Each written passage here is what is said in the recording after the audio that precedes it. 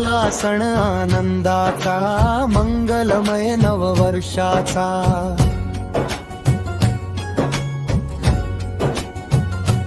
चला घेऊया ध्यास आता नव्या शिक्षणाचा। एकच संकल्प आता उरात रुजवा, जिल्हा परिषद शाळेत